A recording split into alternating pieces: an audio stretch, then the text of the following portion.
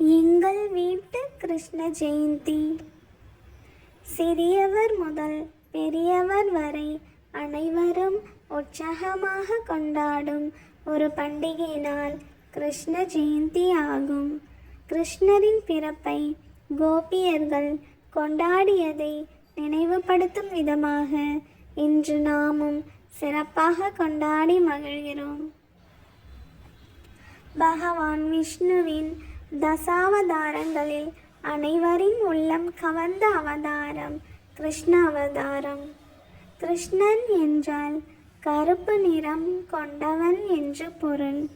அப்படி கார்மேக வண்ணனான கண்ணன் அவதரித்த தினத்தையே நாம் கிருஷ்ண ஜெயந்தி, கோகுலாஷ்டமி என்று கொண்டாடுகிறோம்.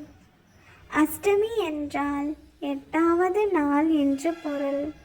ஆவணி மாதம் தேய்பிறை அஷ்டமியே கோகுலாஷ்டமி என்று போற்றப்படுகிறது. பெரும்பாலும் தெய்வங்களின் அவதார தினங்களை திதி கொண்டே வழிபடுவது வழக்கம். மாறாக சில வழிபாடுகள் நட்சத்திரங்களின் அடிப்படையில் அமைவதும் உண்டு. கிருஷ்ணன் பிறப்பு என்பது நம் வீடுகளுக்கு மகிழ்ச்சியை கொண்டு வரும் ஒரு திருவிழா. எனவே வீட்டை சுத்தம் செய்து ஒரு மனைப்பலகையில் கிருஷ்ணரின் படம் அல்லது சிலையை வைத்து வாசனையான மலர்களால் அலங்கரிக்க வேண்டும். குழந்தை வரத்திற்கு விரதம் இருப்பவர்கள் தவழ்ந்த நிலையில் இருக்கும் குட்டி கிருஷ்ணரின் சிலையை வாங்கி வைத்து வழிபடுவது சிறப்பு. வீட்டு வாசல் துவங்கி கிருஷ்ணரின் படம் வைத்திருக்கும் இடம் அல்லது பூஜை அறை வரை பாதங்கள் வரைய வேண்டும். கிருஷ்ணனின் படத்திற்கு முன்பு சிறிய நெய்விளக்கு ஏற்றி வைத்து வழிபட வேண்டும். கிருஷ்ணருக்கு நெய்வேத்தியமாக நம்மால் என்னவெல்லாம் முடிகிறதோ அவை அனைத்தையும் படைக்கலாம். பல வகையான கலவை சாதங்கள், இனிப்பு வகைகள், முறுக்கு, சீடை, லட்டு போன்ற பலவிதமான பட்சணங்கள் ஆகியவற்றை படைக்கலாம். அதோடு பழங்கள் என்ன கிடைக்கிறதோ அவற்றையும் படைத்து வழிபடலாம்.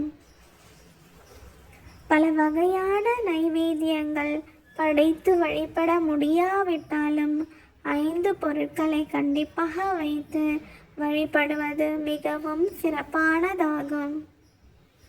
கண்ணனுக்கு மிகவும் விருப்பமான பால் பொருட்களான பால், தயிர், மோர், வெண்ணெய், நெய் இந்த 5 பொருட்களையும் படைத்து வழிபடலாம்.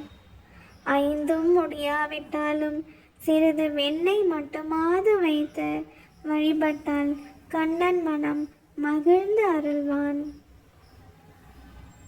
செல்வ வளம் வேண்டுபவர்கள் தவறாமல் அவள் நெய்வேத்தியம் செய்ய வேண்டும். குசேலன் கண்ணனுக்கு அவள் காணிக்கையாக்கி குபேர சம்பத்துகளை பெற்றான்.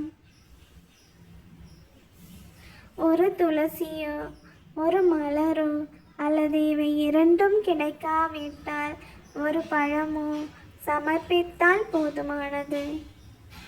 அதுவும் இல்லையெனில் உள்ளன்போடு ஒரு உத்திரணி நீரை சமர்ப்பித்தால் கூட அதை ஏற்றுக்கொள்வேன் என்கிறார் பகவான் கிருஷ்ணர். எனவே நம் வசதி வாய்ப்புகள் அனைத்தையும் தாண்டி பக்தி இருந்தால் நாம் சமர்ப்பிக்கும் எதையும் பகவான் கிருஷ்ணர் மகிழ்வோடு ஏற்றுக்கொண்டு நல்லாசி வழங்குவார்.